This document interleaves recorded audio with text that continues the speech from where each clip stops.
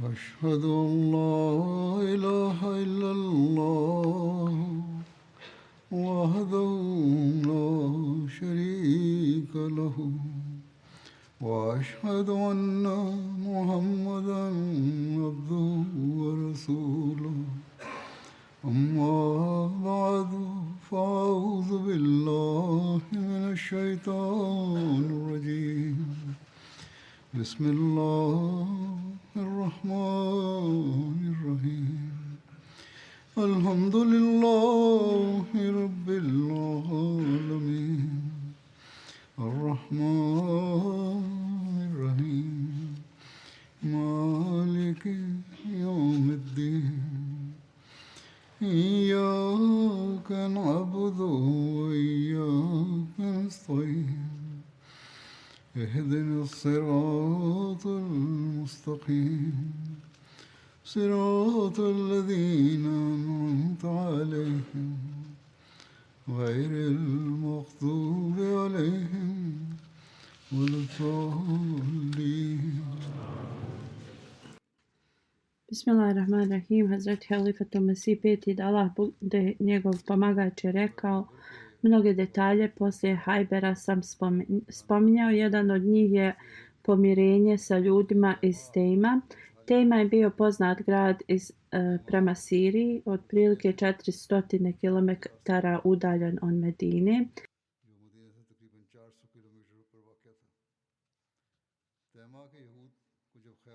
Kad su Jevreji iz Tejme saznali šta se dešava sa Jevrejima, nisu se bunili prema muslimanima, već su poslali četvorcu njihovih ljudi poslaniku sallallahu alejhi ve sellem da uspostave mir. Časni poslanik sallallahu alejhi ve sellem je prihvatio to i dozvolio im da ostanu u Tejmi sa svojom imovinom.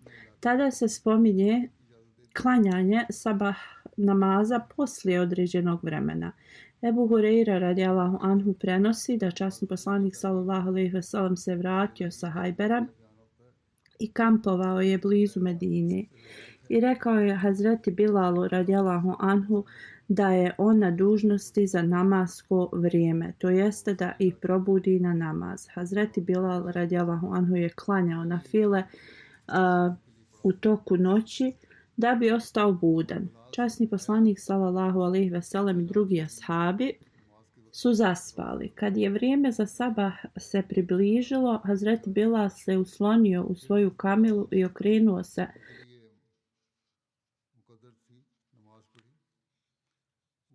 prema izlasku sunca, ali Hazreti Bilal je zaspao. I tako niti se časni poslanik sallallahu alejhi ve sellem probudio, niti Hazreti Bilal radijallahu anhu, niti bilo koji drugi ashab.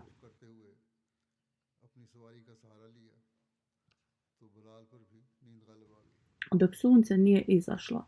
Časni poslanik sallallahu alejhi ve sellem je bio prvi koji se je probudio. I časni poslanik sallallahu alejhi ve sellem je zovnuo Bilala radijallahu anhu. Bilal je bio zabrinut i rekao je, poslanik sallallahu alejhi ve sellem je bio zabrinut i rekao je: "O Bilale." Hazreti Bilal je rekao: "O Allahov poslaniče sallallahu alejhi ve sellem, neka su moji roditelji žrtvovani za tebe. Ko je dužan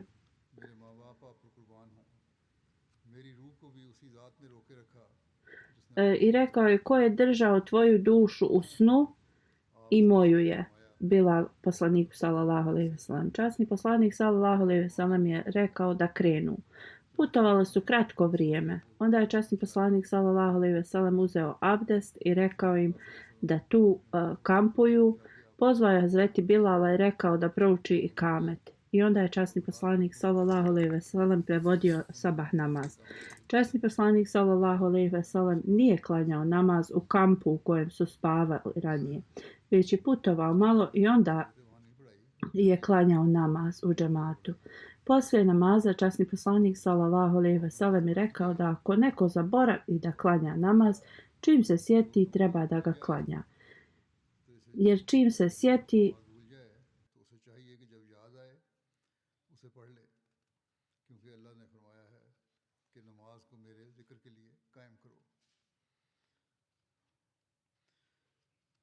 भी यहाँ वाज़ेह हो कि नमाज फजर की ताख़ीर का वाक़या कई ग़ज़वात के सफ़र में बयान हुआ है।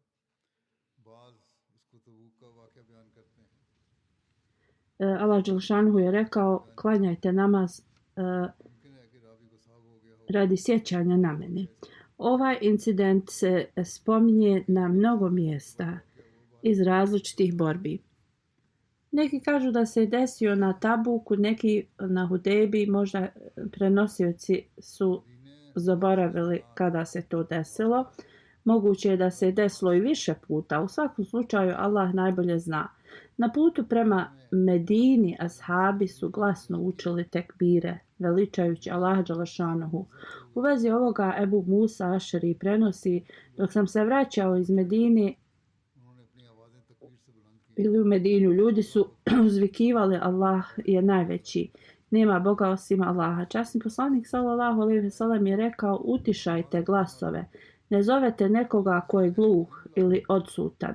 Allah sve čuje i prisutan je i zbog toga smanjite glasove. Vi zovete onoga koji sve sluša i koji je blizu i koji je uz vas.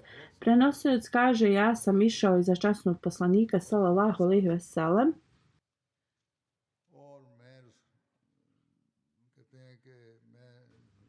i časni poslanik me je čuo kada sam rekao: la havle la kuvete illa billah, nema moći osim uz Allaha. Kad je ovo čuo, časni poslanik sallallahu alejhi ve sellem je rekao: o Abdullah bin Kejs,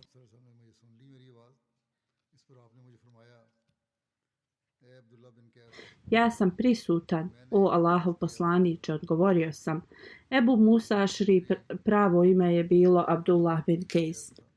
Časni poslanik sallallahu alejhi ve sellem je rekao: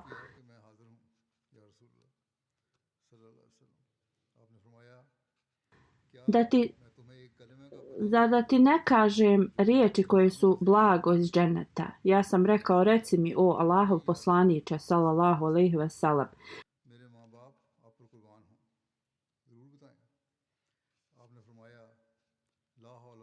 Neka su moji roditelji žrtvovani za tebe, reci mi. Časni poslanik sallallahu alejhi ve sellem je rekao: la havle la kuvete illa billah. To jeste, čovjek nema moći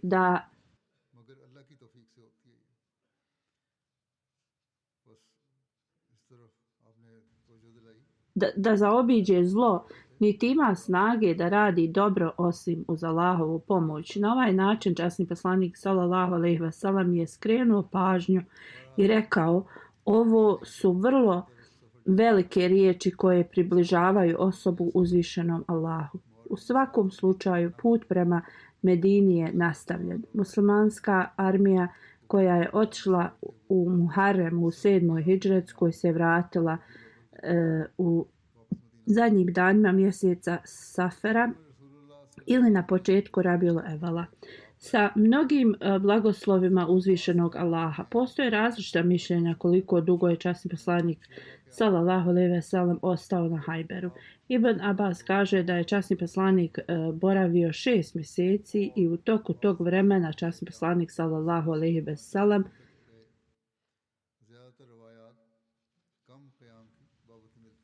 je sastavljao namaze. U drugom hadisu se prenosi da je ostao 40 dana. Mnogi drugi hadisi govore da je kraće vrijeme ostao. Pobjeda na Hajberu pozitivno se odrazila na muslimane.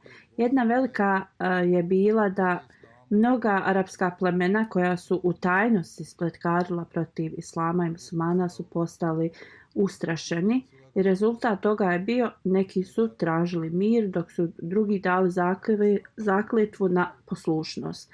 Na ovaj način političko stanje muslimana se povećalo.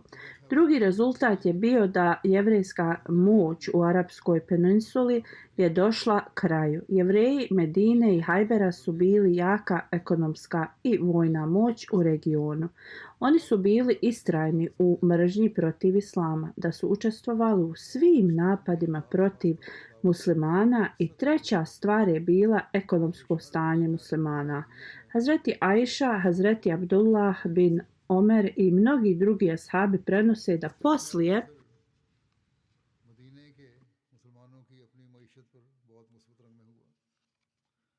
हज़रत आयशा, हज़रत अब्दुल्ला बिन Umar pobjede na Hajberu mnogi su के खैबर की फतह mogli da jedu dok se ne najedu, bez oskudijevanja.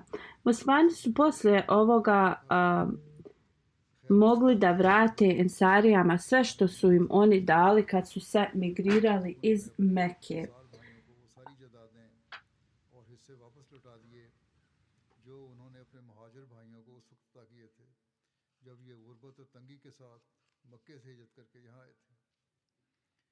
इस ज़माने में हज़रत अनस की एक बहुत दिलचस्प रवायत I bili siromašni.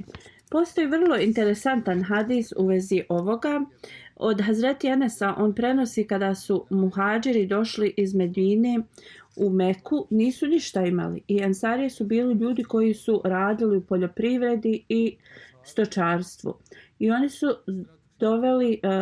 davali pola usjeva muhađirima. Hazreti Enesova majka je dala zdravo stablo hurme časnom poslaniku sallallahu alejhi ve sellem, a on je dao to Umi Ejmen.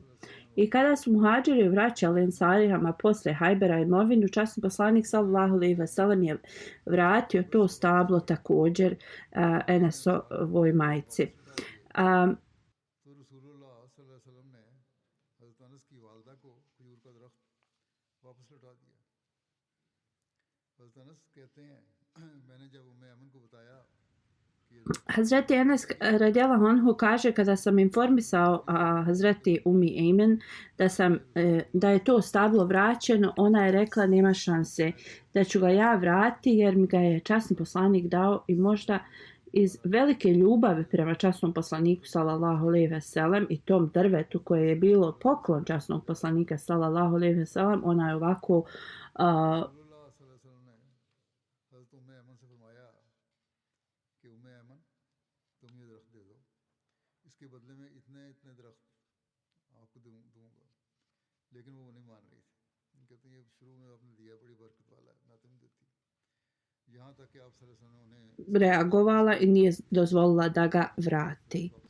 Kada je Hazreti Enes radijallahu anhu informisao časnog poslanika sallallahu alejhi ve sellem u vezi ovoga, časni poslanik sallallahu alejhi ve sellem je rekao Umi Ejmen da vrati to stablo i da će joj on dati druga stabla umjesto toga. Kako god ona je rekla ti si mi ovo dao i vrlo davno i zaista je blagoslovljeno. I onda časni poslanik sallallahu alejhi ve sellem je dao 10 puta veće stablo i ona se onda složila i prihvatila.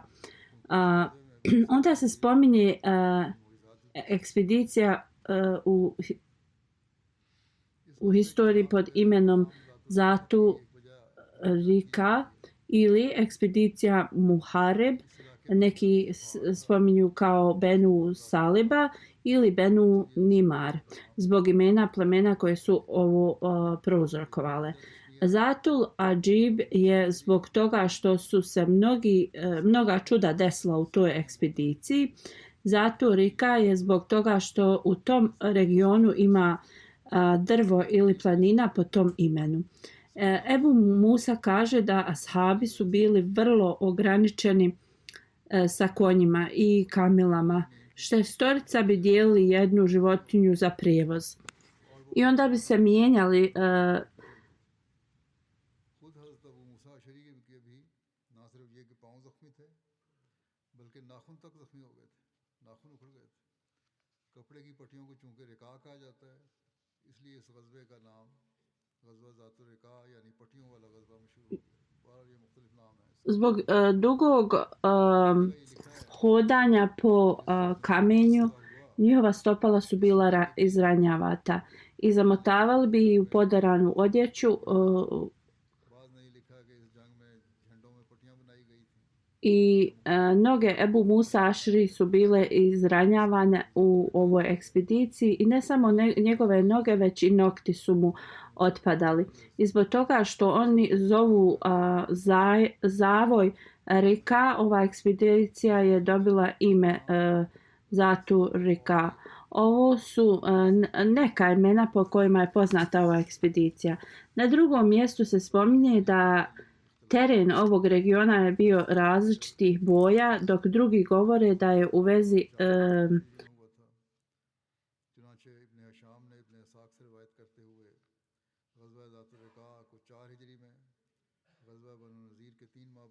kako su zastave bile vezane, dobilo je ime. Salatul Hauf je jedno od imena ove ekspedicije jer namaz koji se klanjao u vremenu straha je klanjat u toku ove ekspedicije. Postoji različito mišljenje kada se ova ekspedicija desila. Prema knjigama iz historije kažu da je bila u 4. ili 5. godini poslije hidžre. Ibn Hišam prenosi od Ibn Ishaka da se je desila u 4. hidžretskoj i to 3 mjeseca posle ekspedicije Benu Nezir. Ibn Sad misli da je to bilo u 5. Dok imam Buhari koji navodi jake dokaze da je bilo u 7. posle hidžre.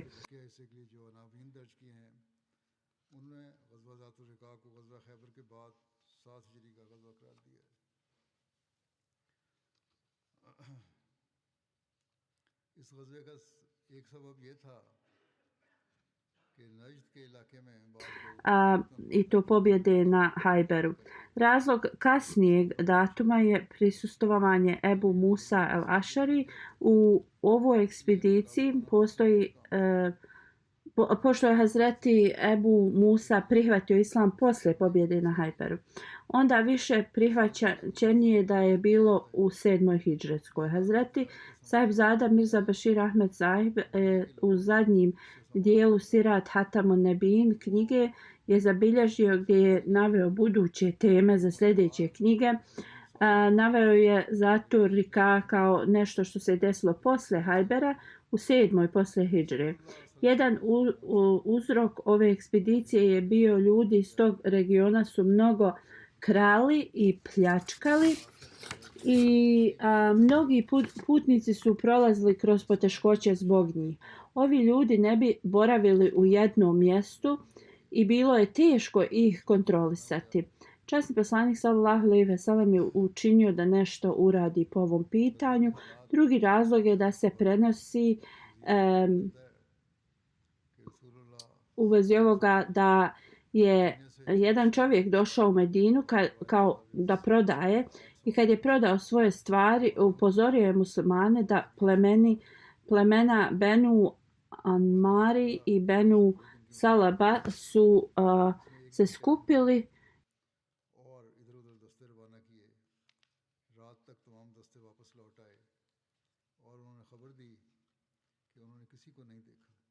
s armijom protiv muslimana, dok muslimani nisu ništa znali u vezi ovoga. Kad je časni poslanik dobio ove vijesti, postavio je osobu da nadgleda Medinu i naredio da se spremaju za put. Ibn Isak prenosi da je postavio Ebu Zar Gafarija kao glavnog u Medini.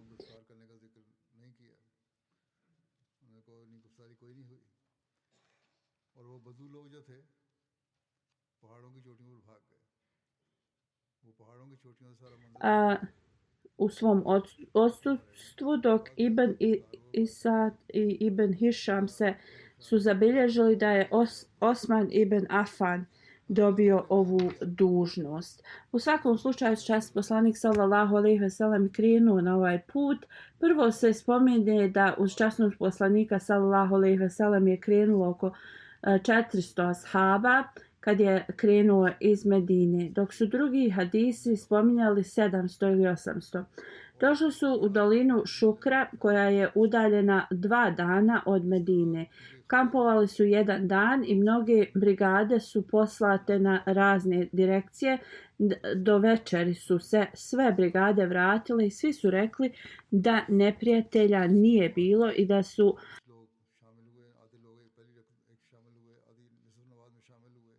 izbrisali svoje tragove. Onda je časni poslanik sallallahu alejhi ve sellem nastavio sa svojim ashabima i stigao je u Nahl, koja je udaljena 62 milje od Medine.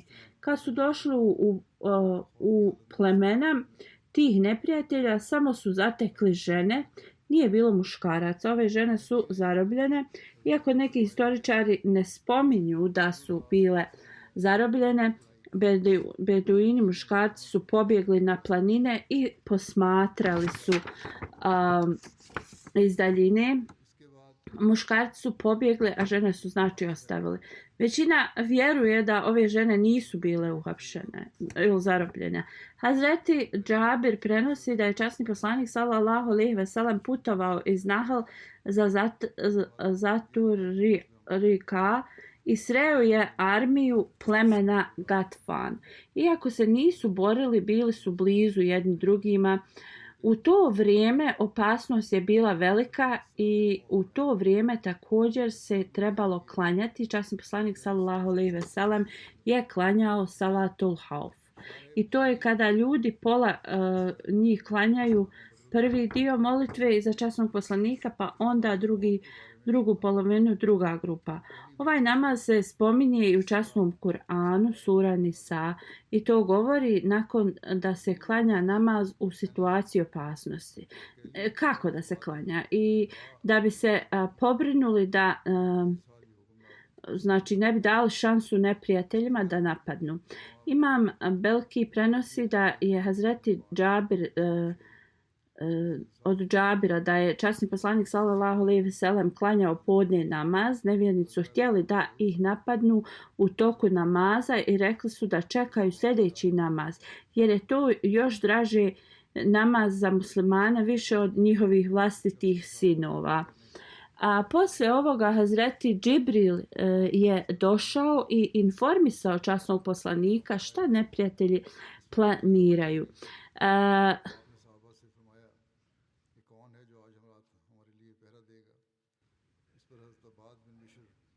Subulul Huda, ovaj hadis je znači zabilježen tu, gdje se govori da je Hazreti Džibril informisao časnog poslanika u vezi neprijateljskog plana i časni poslanik sallallahu alejhi ve sellem je klanjao salatul hauf u vrijeme ikindije. Ibn Sad kaže ovo je prvi put kada je ovakav namaz bio klanjan.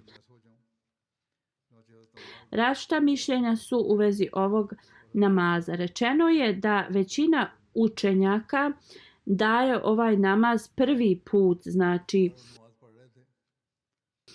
govori prvi put klanjati u toku Zatur Rika.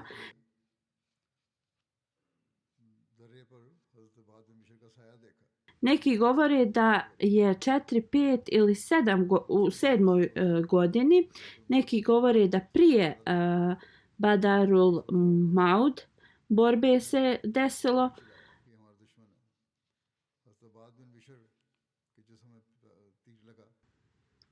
Prije 4. hidžretske.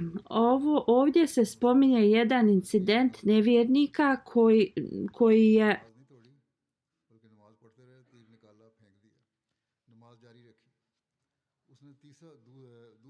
pokušao da napadne muslimane. Časni poslanik sallallahu alejhi ve sellem je kampovao u jednom mjestu i vjetar je bio vrlo jak. Časni poslanik sallallahu alejhi ve sellem je pitao ko će stražariti.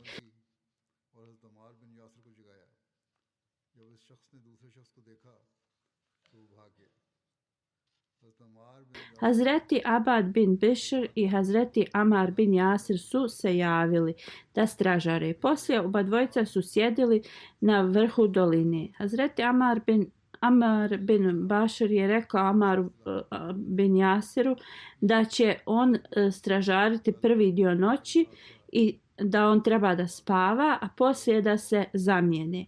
Hazreti Amar bin Jasir je zaspao. Hazreti Abad bin Bishr je ustao da klanja namaz.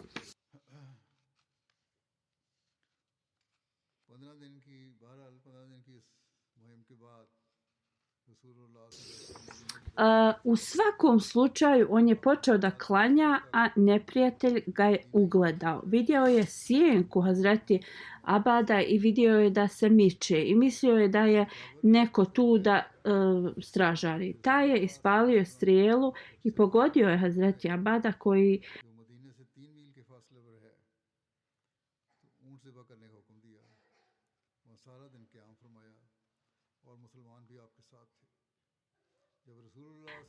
je izvadio tu strijelu jer je bio toliko fokusiran na namaz i nastavio da klanja. Ta osoba je opet ispalila strijelu i opet ga je pogodio.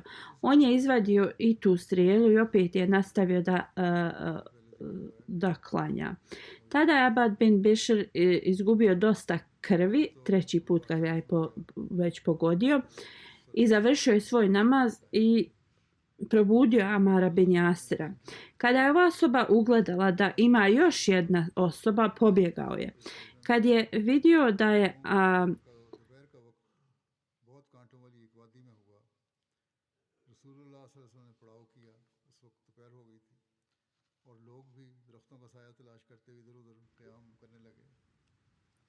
Abad bin Bišr ranjen, Hazreti Amar radijallahu anhu je pitao zašto me nisi probudio. On mu je odgovorio, počeo sam učiti suru Kahf i nisam želio da je skraćujem. Ovo je bila naklonost prema namazu ovih ashaba. Nije mu bilo važno što je on bio tad ranjen. U nekim hadisima se prenosi da je Hazreti Amar bio ranjen, također bio ranjen tad. Nakon 15 dana časni poslanik sallallahu alejhi ve sellem se vratio u Medinu.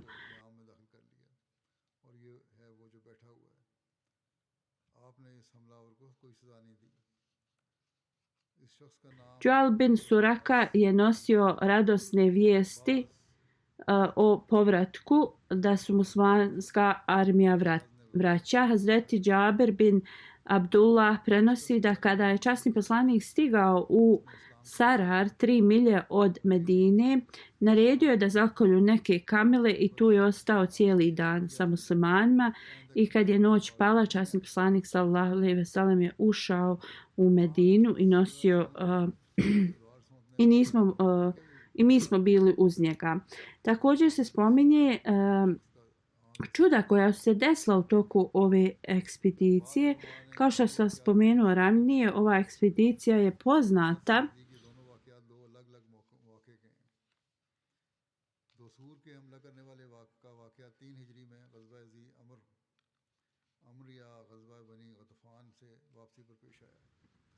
kao ekspedicija čuda. Jedan incident se desio kada je nevjernik zamahnuo mačem na časnog poslanika sallallahu alejhi ve sellem. Hazreti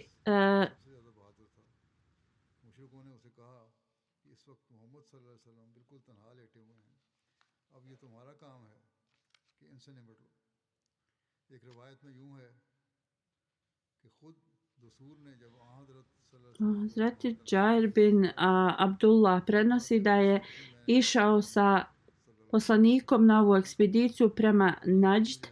U toku putovanja stigli su u jednu dolinu koja je bila trnovita. Časni poslanik sallallahu alejhi ve sellem je stavio tu kao kamp da kampuju, i ispod akejša drveta bilo je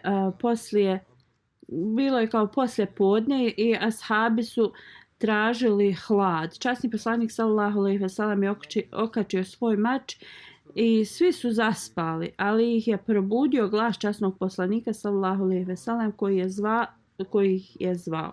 Kada su došli, Beduin je sjedio pored časnog poslanika sallallahu alejhi ve sellem. Časni poslanik sallallahu alejhi ve sellem je rekao, dok sam spavao, uzeo je moj mač.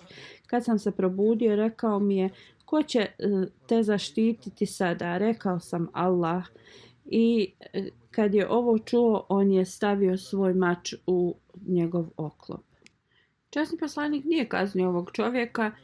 Njegovo ime se spominje kao Gures bin Haris. Neki su ga zvali Gorak, neki Gueris. Spominje se da je možda poslije prihvatio islam, dok neki kažu da nije prihvatio islam, ali se zakleo da nikad neće biti opozicija poslaniku sallallahu alejhi ve sellem. Još jedan incident je zabilježen da kada je mač bio zamahnut na časnog poslanika sallallahu alejhi ve sellem, ovo se desilo čovjeku po imenu Jusur. Neki učenjaci govore da je on isto da je ovo isti događaj, neki govore da nije. Jusur incident se desio u 3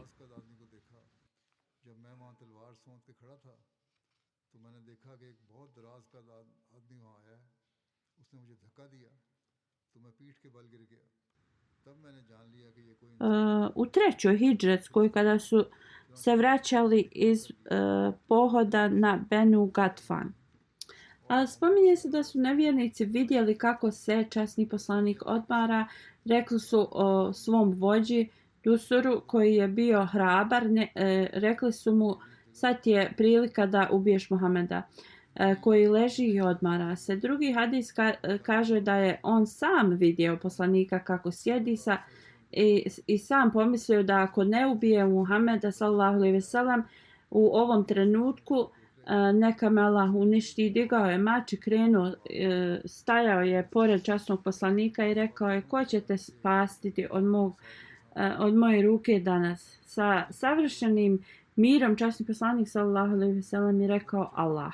Dusur je pao i mač mu je ispao. Časni poslanik sallallahu alejhi ve sellem je uzeo mač i rekao mu: ko će tebe zaštititi od mene? Dusur je rekao: niko me neće sačuvati i svjedočim da nema drugog Boga osim Allaha i da je Muhammed Allahov poslanik sallallahu alejhi ve sellem. Onda je rekao: tako mi Allaha, nikada neću skupiti ljude protiv tebe. Ovo je zakletva koju je dao časnom poslaniku sallallahu alejhi ve sellem. Časni poslanik sallallahu alejhi ve sellem je dao taj mač i Dusur je rekao: tako me Allaha, ti si bolji u pokazivanju milosti od mene. Časni poslanik sallallahu alejhi ve sellem odgovorio: ja imam veću dužnost od tebe da pokažem milost. Dusur se vratio kao nova osoba svom narodu. On je govorio o islamu svom narodu, spominjujući šta mu se je desilo. Kaže da tada jedan visok čovjek stajao koji ga je gurnuo i pao je na leđa. I on kaže: tada sam već znao da on nije bio čovjek, već melek. I tako sam posvjedočio da nema drugog Boga osim Allaha, da je Muhammed Allahov poslanik sallallahu alejhi ve sellem. I tako mi Boga nikada neću ništa raditi protiv njega, i pozvao je svoje ljude u islam. Zatim Džabir prenosi da su jednom ashabu donijeli malu pticu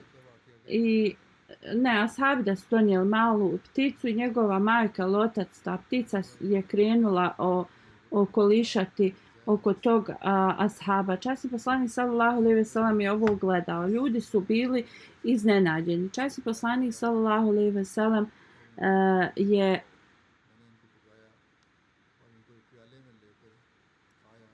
u stvari ljudi se čudili zašto je ta ptica došla, zbog toga što je joj uzeto njeno dijete i došla je da izgubi život za svoje dijete. Časni poslanik sallallahu alejhi ve sellem je rekao: tako mi Allaha, vaš gospodar ima višu milost prema vama od ove ptice koja je došla da izgubi svoj život, i Allah dželešanu ima veću milost prema nama nego ovaj primjer koji nam je ptica pokazala. Hazret Džaber prenosi: išli smo uz poslanika za ovu ekspediciju Zator Rika. Jedna beduinska žena je došla ispred poslanika sallallahu alejhi ve sellem i rekla: o Allahu poslaniče, ovo je moj sin. I šejtan ga je kao obuzeo. Jednostavno kao ludilo ga je obuzimalo.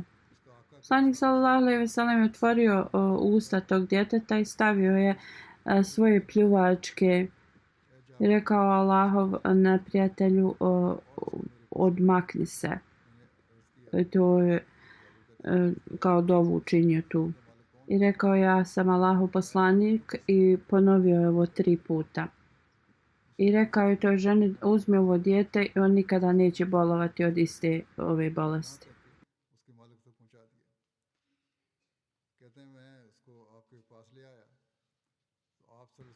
Hazret Džabir kaže: u toku ove ekspedicije Urba bin Zaid bin Harsi je donio 3 jajeta od noja. Poslanik sallallahu alejhi ve sellem je rekao: o Džabire, donesi ta jaja i skuvaj ih. Ja sam to uradio i donio sam poslaniku. Tražio sam hljeba, ali nisam našao nijedan. Poslanik sallallahu alejhi ve sellem i ashabi su počeli jesti ta jaja i dok se nisu najeli. Ali ta jaja nisu nestajala. I mnogi ashabi su znači jeli i onda smo nastavili put. कहते मैं दोबारा गया लेकिन मुझे उठना भी था तो मैं वापस आ गया इस पर आपने शफकत फरमाते हुए Hazreti Džabir također prenosi da smo se vraćali iz te ekspedicije i došla je znači kamila trčeći prema poslaniku sallallahu alejhi ve sellem i poslanik sallallahu alejhi ve sellem je rekao: da li ti znaš šta je ova kamila rekla? Ova kamila se tuži na njenog gazdu. Godinama je koristio ovu kamilu njen znači vlasnik i sada je želi da zakolje.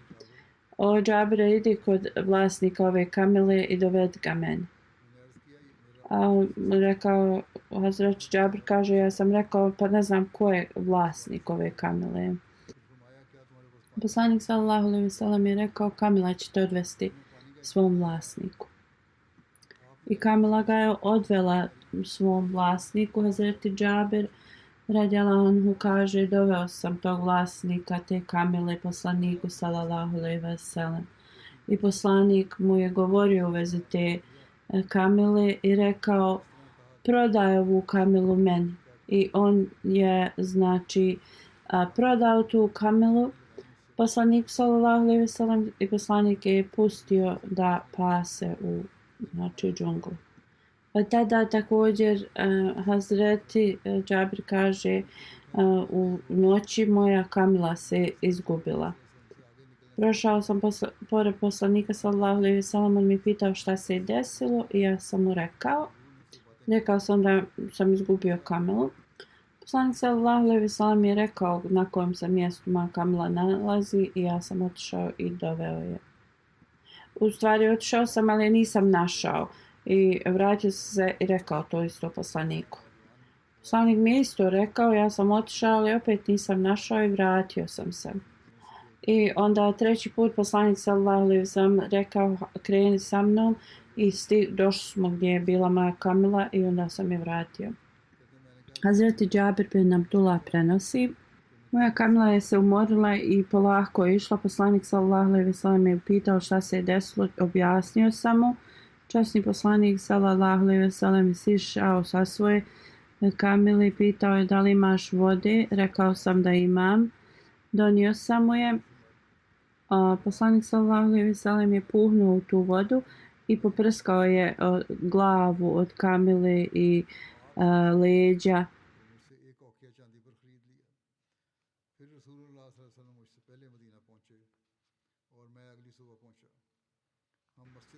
Onda je pitao za poslanik sallallahu alejhi ve sellem da mu dam svoj štap ili pitao me da uzmem jedan štap od drveta da osječem.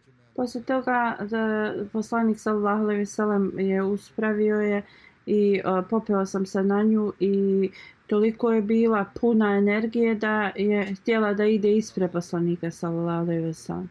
I idući tako poslanik sallallahu alejhi ve sellem me pitao da li sam oženjen. Rekao sam da. Poslanik sallallahu alejhi ve sellem me pitao da li sam oženio nevinu ili udovicu. Rekao sam da sam udovicu oženio.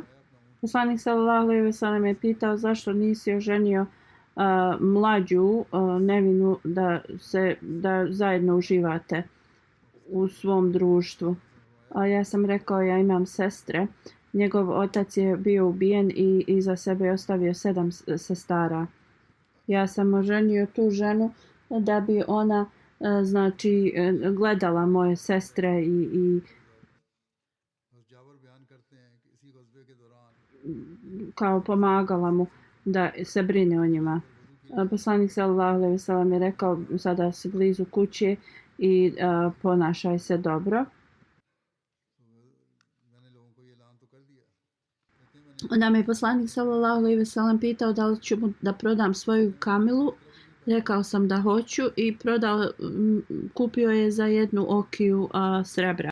Poslanik sallallahu alejhi ve sellem je onda došao prije mene u Medinu, ja sam došao sljedeće jutro. Kad sam stigao, našao sam ga na ulazu njegove džamije i pitao me jesi ti tek došao, rekao sam da jesam. Rekao je ostavi svoju kamilu, idi unutra džamije, klanjaj 2 rekata. Otišao sam klanjao, onda je on rekao Hazreti Bilalu radijallahu anhu da mi da to srebro. Hazret Bilal mi je dao malo više. I kad sam krenuo, poslanik sallallahu alejhi ve sellem je rekao dovedite Džabira meni. Mislio sam da poslanik sallallahu alejhi ve sellem hoće da mi vrati moju kamilu, a to bi je nešto bilo, znači nije želio to. Poslanik sallallahu alejhi ve sellem je rekao drži to srebro i također uzmi kamilu nazad.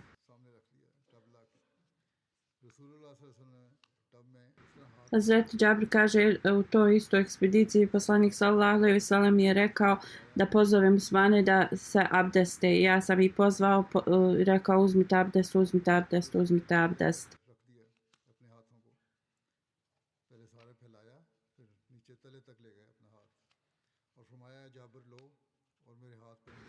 Ali onda sam rekao poslaniku sallallahu alejhi ve sellem da nemamo ni kap vode u ovom karavanu.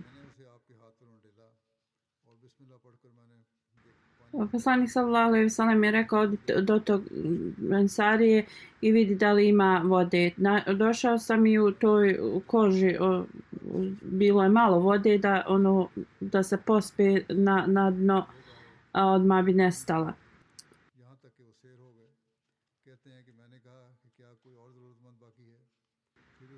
I onda kaže, donio sam tu kožu i rekao kako je stanje. Poslanik sallallahu alejhi ve sellem proučio nešto, ne znam šta je. Onda je rekao da neku veliku posudu donesem.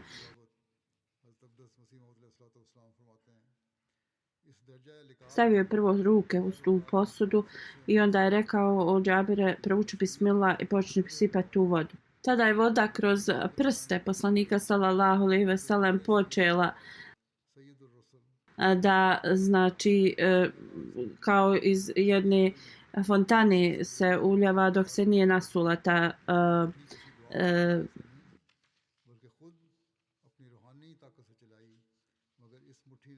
zdjela. I onda su oni tu svi pili i onda kad su svi završili poslanik sallallahu alejhi ve sellem je izvadio svoje ruke iz te zdjele. Ovih čuda poslanika sallallahu alejhi ve sellem obećani Mesija kaže kada je osoba bliska Allahu dželešanuhu, Allah mu da to neke moći koje su izvan ljudske i kao na primjer kad je u toku Bedra poslanik sallallahu alejhi ve sellem bacio šaku pijeska i da od toga nijedna vojnik u znači neprijateljskoj armiji nije oči mu dotaklo i oni su počeli da bježe i ovo je čudo koje se desilo koje je Allah dželešanuhu znači spomenuo u sljedećem ajetu. Kada si ti bacio tu šaku pijeska, nije si bio ti, to je bio Allah. I također čudo kada je poslanik sallallahu alejhi ve sellem prstom ili rukom pokazao prema mjesecu, on se kao razdvojio. I mnoga druga čuda koja se desila u njegovom životu. Obećani Mesija alejhi selam kaže mnogo puta od kapi vode je toliko je znači cijela armija je mogla i kamile da se napiju. Mnogo puta na nekoliko hljebova bi stavio ruku, a hiljadama ljudi bi se naranilo. Sa svojim usnama bi nekada blagoslovio mali znači dio mlijeka i mnogi bi se napili toga. I nekada bi također očistio vodu svojom pljuvačkom, a nekada bi stavio na ranjena mjesta svoje ruke i izliječio bi. Također oko kada je ispalo asabu vratio bi i izliječio svojom rukom. I on je mnogo toga uradio, ali naravno sada je to iza toga Allahovo čudo bilo. Allahu pošalji blagoslove na Muhameda i porodicu Muhamedovu sallallahu alejhi ve sellem i blagoslovi ga i podare mu mir. Ti si najuzvišeniji.